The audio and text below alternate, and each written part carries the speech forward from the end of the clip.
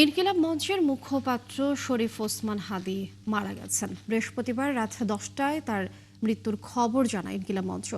এই খবর জানার পর শরীফ ওসমান হাদীর খুনিদের বিচার দাবিতে সারারাত বিক্ষোভ হয়েছে।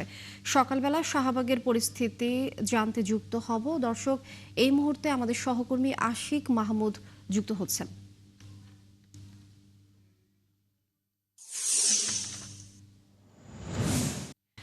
আশিক মাহমুদ, সকাল থেকে আপনি যুক্ত ছিলেন, আমরা শাহবাগের পরিস্থিতি জানছিলাম আপনার মাধ্যমে। একটু জানতে চাই এখনকার পরিস্থিতি কেমন দেখছেন এবং কোনো বিশৃঙ্খলা দেখছেন কিনা সেই বিষয়ে জানাবেন।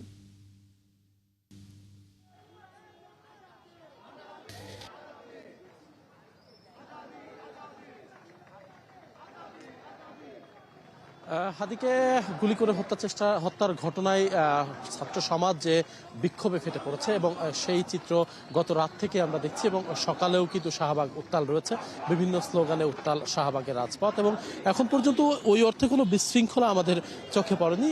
শিক্ষার্থীরা, যারা সাধারণ জনতা, যারা রাজপথে নেমে এসেছিল রাতে, তারা সকালেও একইভাবে আন্দোলন চালিয়ে যাচ্ছে এবং সেই আন্দোলন কিন্তু তারা শান্তিপূর্ণভাবেই পুরো শাহবাগ মোড় ব্যারিকেড দিয়ে আটকে দেওয়া হয়েছে, যান চলাচল বন্ধ এবং যান চলাচল বন্ধ করেই শিক্ষার্থীরা শাহবাগ মোড়ে অবস্থান করে তারা তাদের আন্দোলন চালিয়ে যাচ্ছে। নিশ্চয়ই আপনারা দেখতে পাচ্ছেন যে শাহবাগ মোড়ে সাধারণ ছাত্র জনতা যারা রয়েছেন তারা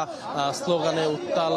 করে রেখেছেন রাজপথ এবং তারা সবাই তাদের একটি কথা, ভারতের আগ্রাসন বাংলাদেশের মাটি থেকে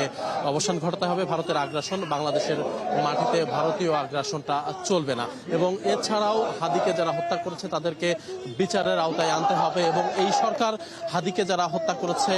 হাদির নিরাপত্তা দিতে ব্যর্থ হয়েছে, জুলাইয়ের যারা সম্মুখ সারির যোদ্ধা তাদেরকে নিরাপত্তা দিতে ব্যর্থ হয়েছে এবং হাদিকে যারা গুলি করে হত্যা করেছে তাদের খুনিদেরকেও এই সরকারের আইন শৃঙ্খলা বাহিনী গ্রেপ্তার করতে ব্যর্থ হয়েছে এবং এখানে যারা আন্দোলন করছে তাদের একটি দাবি যে এই সরকার এরই মধ্যে ব্যর্থ হয়েছে এবং একটি বিপ্লবী সরকার গঠনের দাবিও তোলা হয়েছে এই আন্দোলন থেকে এবং সেই আন্দোলন কিন্তু সকাল থেকেই চলছে এবং বিক্ষোভে উত্তাল রয়েছে রাজপথ। দর্শক, একটু জানাতে চাই, গত 12 তারিখে দুপুরের পর যখন হাদিকে গুলি করা হয় তারপর থেকেই কিন্তু জীবন মৃত্যুর সম্মুখীন ছিলেন হাদি। গতকাল রাতে সিঙ্গাপুরে চিকিৎসাধীন অবস্থায় হাদি কিন্তু মৃত্যুবরণ করে এবং হাদির মৃত্যুর খবর যখন ছড়িয়ে পড়ে তখনই কিন্তু সাধারণ ছাত্র জনতা ক্ষোভে ফুঁসে ওঠে এবং রাজপথে নেমে আসে এবং রাজপথে নেমে এসে বেশ কিছু প্রতিষ্ঠানে সাধারণ মানুষ বিক্ষুব্ধ হয়ে তারা কিন্তু অগ্নিসংযোগ করেছে, তারা তাদের ক্ষোভের বহিঃপ্রকাশ করেছে এবং সেই ধারাবাহিকতায় এখন পর্যন্ত কিন্তু শাহবাগ মোড় অবরোধ করে